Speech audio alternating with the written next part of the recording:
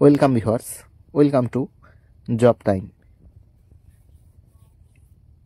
এসএলএসটির নিয়োগ প্রক্রিয়া 31শে ডিসেম্বরের মধ্যে শেষ করার কথা ছিল, কিন্তু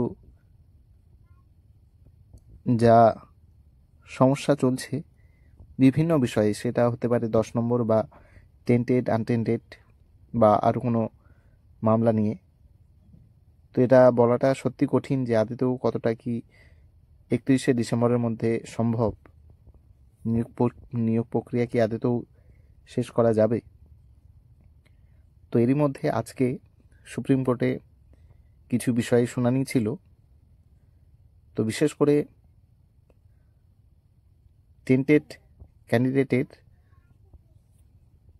মধ্যে পিএইচ ক্যান্ডিডেটরা বসেছিল পরীক্ষায়, কিন্তু আজকে সুপ্রিম কোর্ট জানায় যে টেন্টেড যে কোনো কাস্টের বা যে কোনো ধরনের ক্যান্ডিডেট হোক না কেন, তারা এসএলএসটির যে নতুন পরীক্ষা হলো সেটাই তারা অংশগ্রহণ করতে পারবে না, সেটা পিএইচ ক্যান্ডিডেট হোক বা আদার কোনো ক্যান্ডিডেট হোক।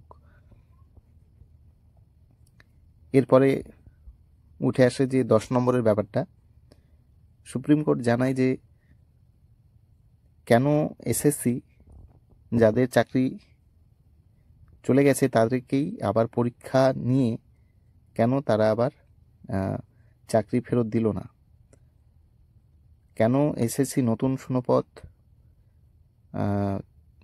ভ্যাকেন্সি বার করলো, নতুন ভ্যাকেন্সি এবং নতুনদেরও কি করে অ্যাড করলো সেখানে পরীক্ষা দিতে।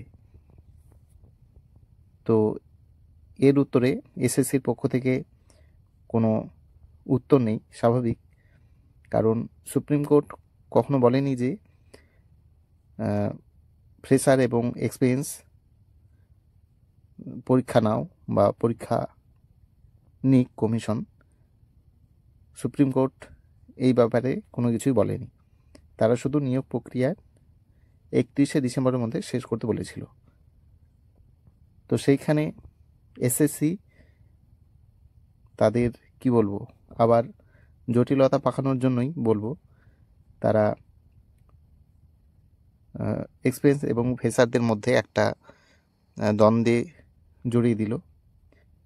নতুন কিছু ভ্যাকেন্সি বার করে দিয়ে সবাইকে এক্সামে বসিয়ে দিয়ে এখন সেই ঝামেলা চলছেই। তো সুপ্রিম কোর্ট জানিয়েছে সেকেন্ড এসএলএসটি সম্বন্ধিত যে কোনো মামলার শুনানি হবে এখন কলকাতা হাইকোর্টে। সমস্ত বিষয় এখন হাইকোর্ট দেখবে। তো এই হাইকোর্টের ওপরেই সমস্ত কিছু দায়ভার সুপ্রিম কোর্ট দিয়েছে। তো দেখা যাক শেষমেশ কি হয়, 10 নম্বর হোক বা নতুন করে ভ্যাকেন্সি বার হোক, যে কোনো বিষয় এখন থেকে কলকাতা হাইকোর্টের উপর নির্ভর। তো দেখা যাক কি হয়।